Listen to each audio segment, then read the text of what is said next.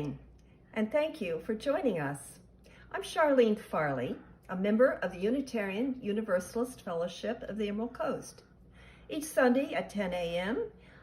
Central Standard Time, until the end of this pandemic is over, we'll be streaming our services. We hope you'll join us.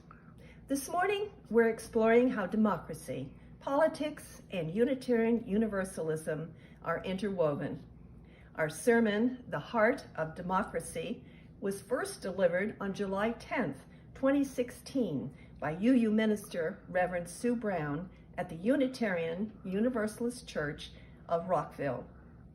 Although 4 years have passed since Reverend Browning delivered her message, I think that you'll find it as relevant in 2020 as it was in 2016. A Zoom discussion of the message will follow at 11 o'clock Central Standard Time on our Facebook page and our webpage, UUFEC.com. We begin our service with the lighting of the chalice, a symbol of our UU faith. The Struggle for Freedom by Paul Sprecher. We light this chalice in memory of the courage of those who have struggled for freedom, the persistence of those who have struggled for justice, and the love of those who have built beloved communities.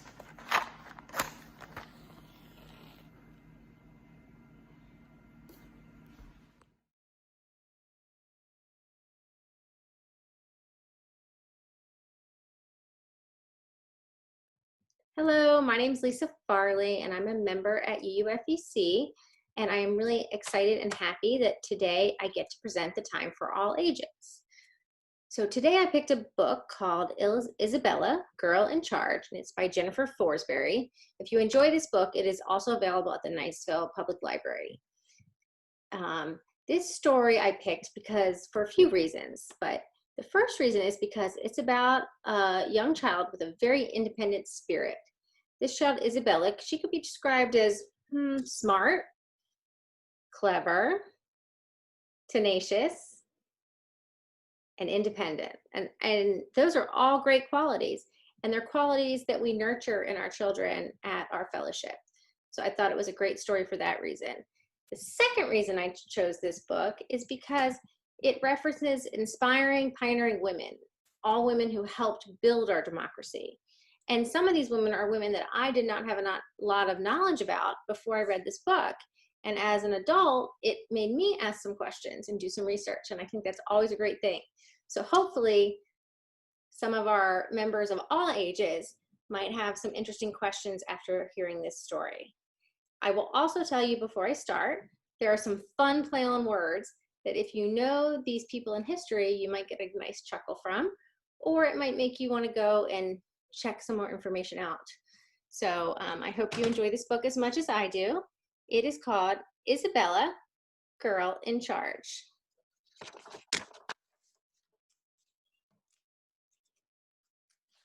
So we will begin now. I'm ready, said the little girl. Let's go. It's not time, Isabella, the mother said. It's not even daylight. You see how it's dark out there? My name is not Isabella, said the little girl. I am Susanna, mayor of this here town. And here is Susanna, and she has on a little sash that says, first female mayor. Well, Susanna, a little more sleep, please. I don't think we're in Kansas anymore. I'm ready, said the little girl. It's not time, Susanna, the mother said. Breakfast first.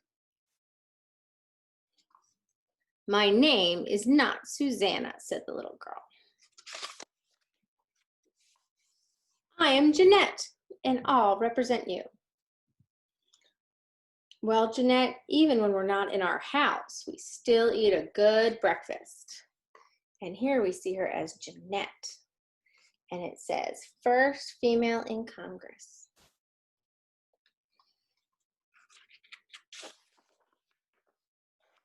Let's vote on breakfast. I want donuts, said the little girl. Your father and I vote oatmeal. That's 2-to-1 for a healthy breakfast. That's not fair, said the little girl.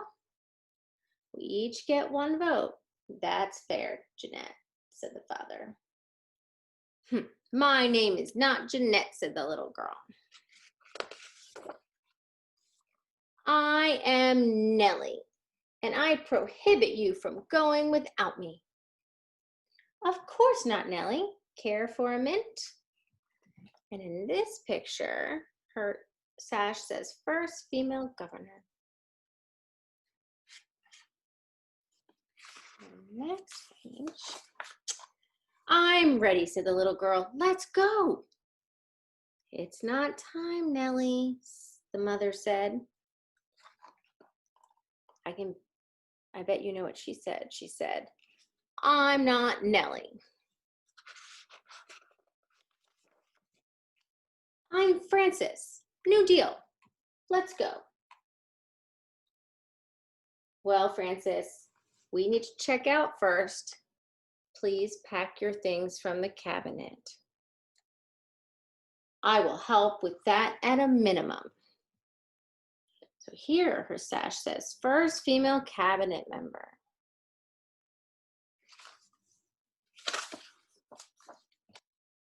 I'm ready, said the little girl. Let's go. It's not time, Frances, the mother said. She's getting really frustrated. She's like, my name is not Frances.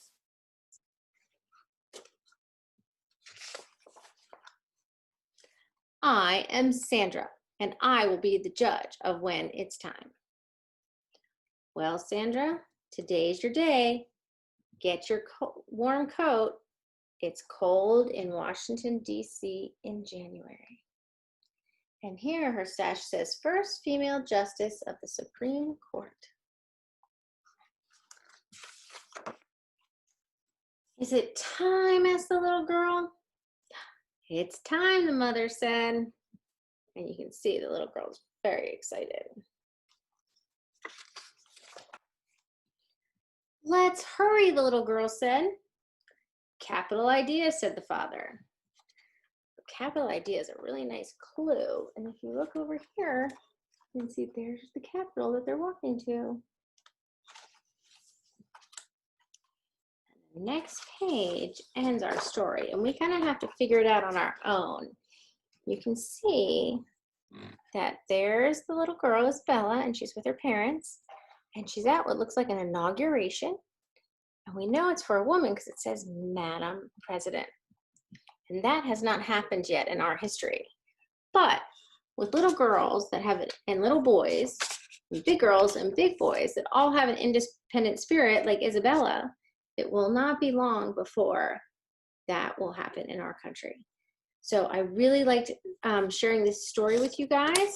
I hope you enjoyed it. I want to show you, if you get this book yourself out of the library, you can see that there's a really nice information on every person that was referenced in the book from history, and a great timeline over a couple pages that gives us a lot of information.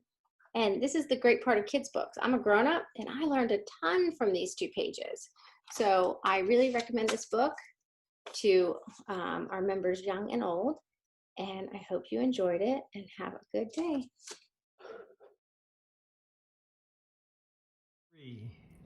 Spirit of life and love, I come before you, black and brown and red and yellow and alabaster.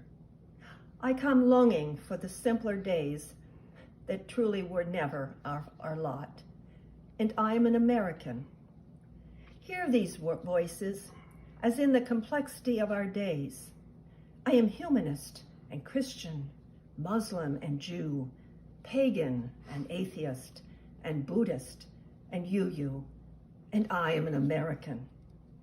I am one who fought for my country, and I am at the same time one who protested war, and I'm an American. Amongst the divisions of our lives, I've struggled in poverty, and I've accepted the profits of wealth, and I am an American.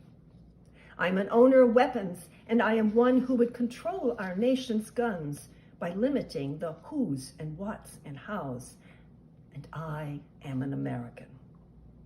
As light is shown on our divisions, I live with often unacknowledged privilege, and I am moved to rage at the complexity of intersecting oppressions, and I am an American.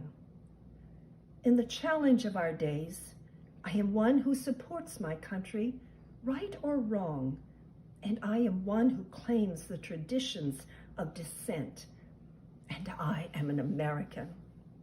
In this polarized season, I am Democrat, and I am Republican, I'm Libertarian, and I am an Independent, I am Green, and I am confused, and I am an American. Spirit of hope, sit with us in our diversities. Help us hear one another in our divisions. Grant that beginning in this community, we may honor one another's truths and know that a just and faithful tomorrow begins here in our hearts. For all our problems, with all our pain, with all our limitations and mistakes, we are Americans.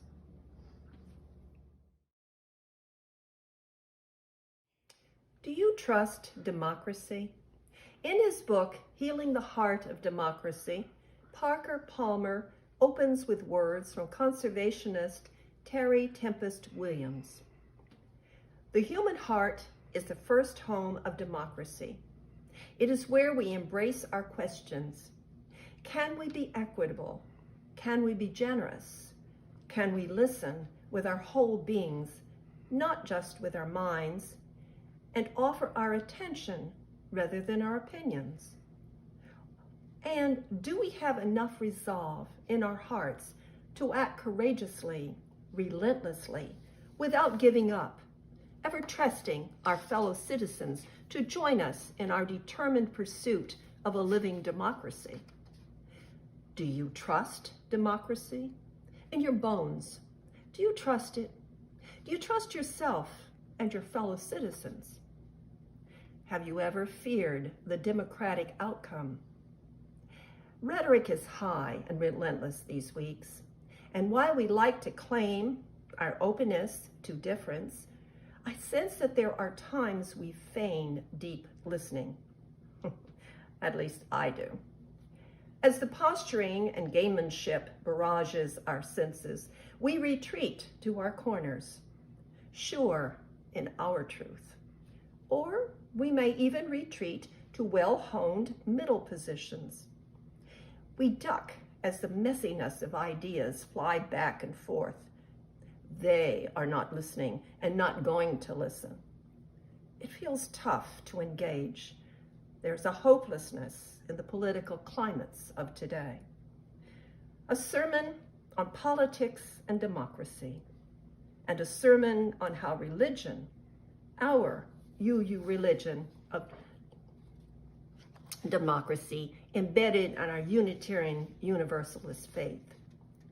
Religion on its own, or politics on its own, each fraught with triggers. Mixing the two is dicey, yet the spheres are not separate. The UU principle to affirm and promote the inherent worth and dignity of all brings us to civil rights. Our respect for the interdependent web connects us to environmental justice. Day in and day out, we draw these connections. Our fifth UU principle is not so subtle. It directly states UU congregations will affirm and promote the right of conscience and the use of the democratic process within our congregations and in society at large. Right there, we view the democratic process as a principle of faith. It's not new. When the Unitarians and Universalists merged in 1961, it was stated this way: UU congregations affirm, defend, and promote the supreme worth of every human personality, the dignity of man, and the use of the democratic method in human relationships. Lifting democracy as one of our religious principles goes back further. In the 1940s, Reverend A. Powell Davies, minister at the All Souls Unitarian Church in D.C., successfully had the democratic method identified as a nationwide core value of the faith.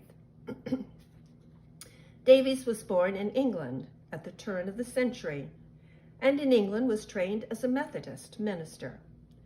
He came to the United States in 1928 and was a consistent and persistent public advocate for civil liberties, government accountability, family planning, and desegregation.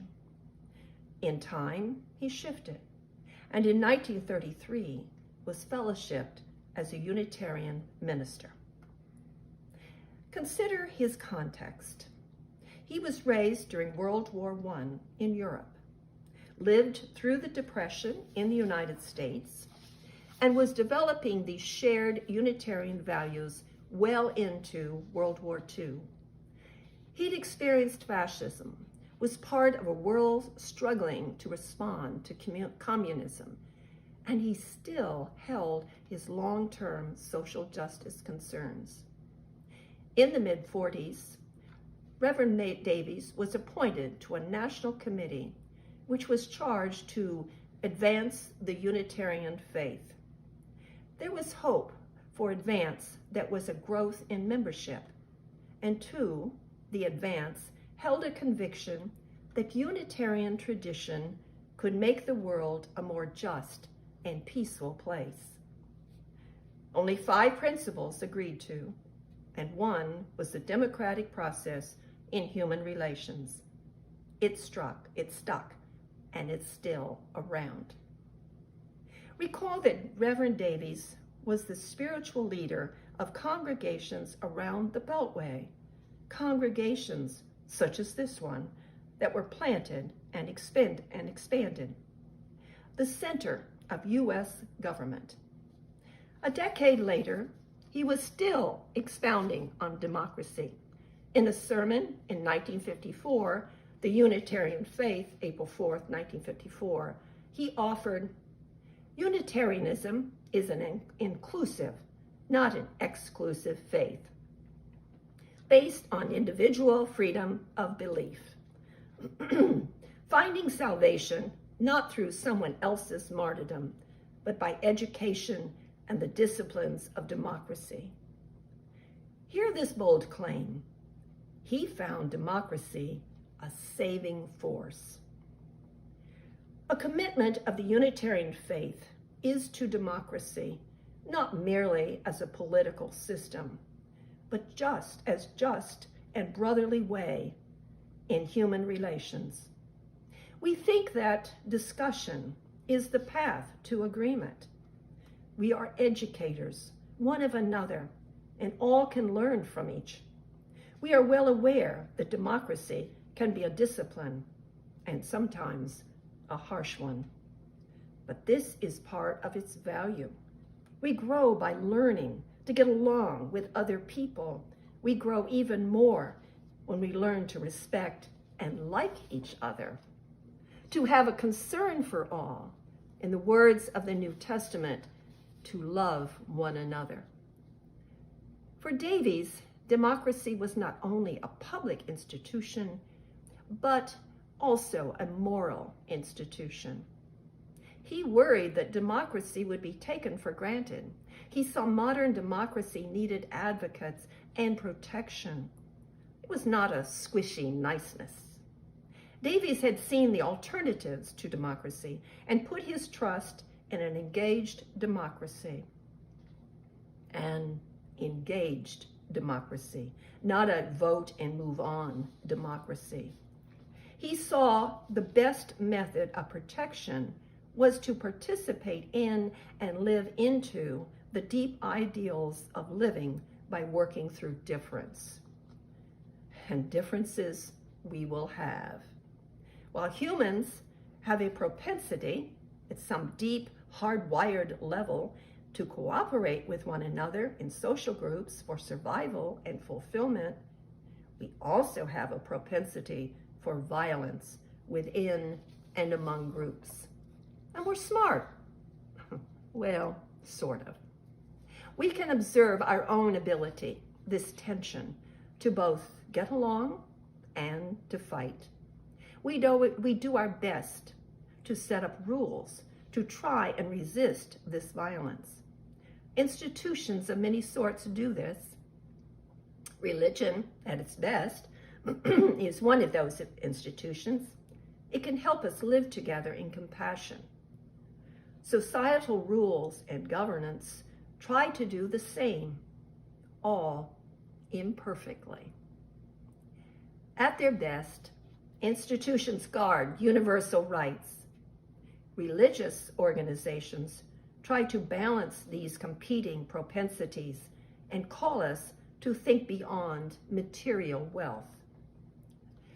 This sense of institutions having the capacity for peace-encouraging rules is the case made in the book, The Future of Freedom, by journalist Fareed Zakaria.